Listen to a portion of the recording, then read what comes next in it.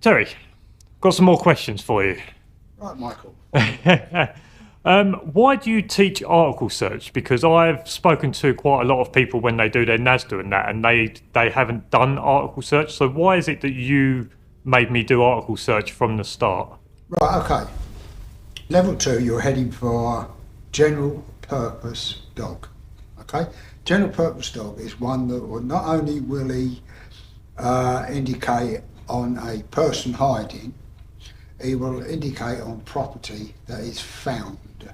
And a property that is found is anything with a scent on it. So, for instance, you've been told that somebody's stolen a phone, a handbag, whatever.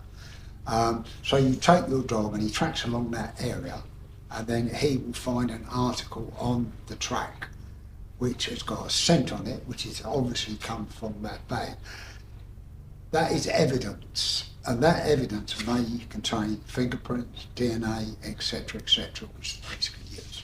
So it's just an extra tool that can be used in order to help stop crime or whatever. True. But level 2 is not defined by that.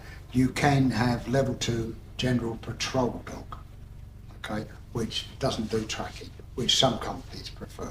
Cool. What are the most important tips for raising a puppy that's going to become a security dog? So in terms of, obviously, when you get it very young and things like that, but sort of maybe between, let's say, 2 and 8 months. Right, okay. Let's get one thing straight. Not all trainers will agree with me, and I really don't care. Do not start bite work with a puppy.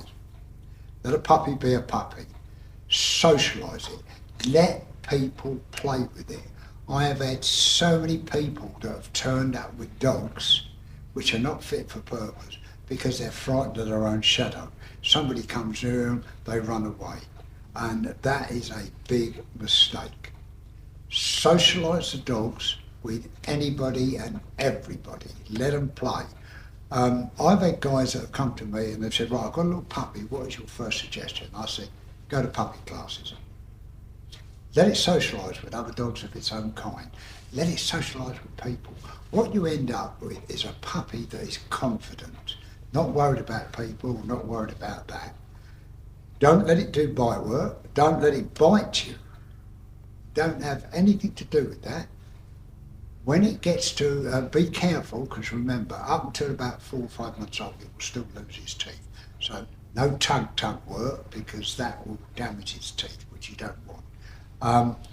Let it have a little, and don't treat a bite bar as something, especially with bite. No, it's not. It's a play. Let them hold it. Let them have a little tug. Let it go. Let them win.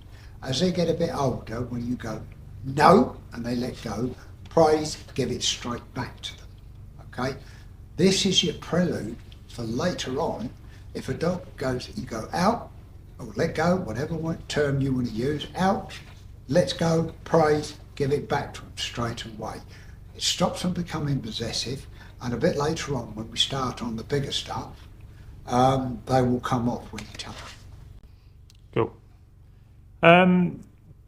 What are your thoughts on where I started to where I am now? So sort of when I first turned up to training as a handler, what are your thoughts on where I started to where I am now? So we're on about 3 volumes of books. Okay, now, straightforward, you turned up with your dog. He was a pet. First thing I said to you is, I'm not going to let you start your NASDA yet because it's going to take a while to bring him round for all the things that you suppressed as a pet. We want to bring out. Okay, so it did take us a while, as you well know, and then when we started it, he's come along. He is a good all-round dog. He doesn't want to rip everybody's head off, which unfortunately a lot of trainers seem to want nowadays, and I disagree totally. I want a rounded dog that is a family dog, but will protect you. You've seen my dog, Ash. Loves everybody plays with him. But one command or a threat and he's there straight away. That is the type of dog you want. Now, Cooper is there, okay? for all these people that say he won't bite or this and that, he has got a hard bite when he hits. And he's got absolutely no problem about taking somebody without a sleep.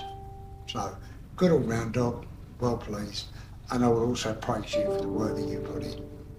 Yeah. What about me as a handler? Because obviously, turning up on the first day as someone that never had any idea, how do you think I am as a handler, and how have I progressed? Right, you've progressed well. Don't forget, you're a team. You're a team. Forget about what everybody says, this, that, and the other. You are a team. I can't pass one without the other.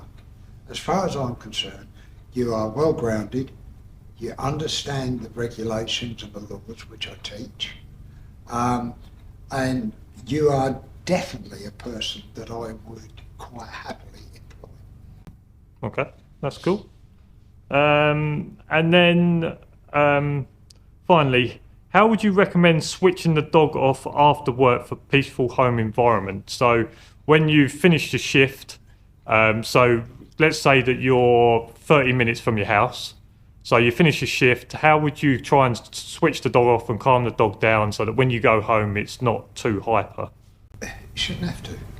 You know, at the end of the day, if you've put the groundwork in as a puppy and you brought it up with the family, the dog knows. The dog is not stupid. The dog is very clever, and he knows I'm not at work now. When I get home, go through the gate, everything's quiet. So it's not a matter of switching the dog off. The dog will switch off automatically because he's home. I don't need to be like this now. What if someone is having a bit of trouble settling the dog back when they get back home? Is there anything that they may be able to do? Maybe like take the dog for a walk, a run, or? Well, this is the point. Is a little tip. My wife used to have trouble with my last dog, and then what she started doing every time I got home, she went up the garden and she played ball with it, but just 3 or 4 minutes, and it was as calm as anything after that. That's another way of bringing them down. But okay. Yeah, treats, play, not necessarily from you, from the others. You know, I've got a granddaughter that comes out and I lose my dog. She goes out the back garden, that's the last I see her for a few hours. So it's not hard, but the point is play, plenty of play, and not rough play. Okay. Well, thank you very much, Till. Thank you for answering our Yeah, questions. no problem at all.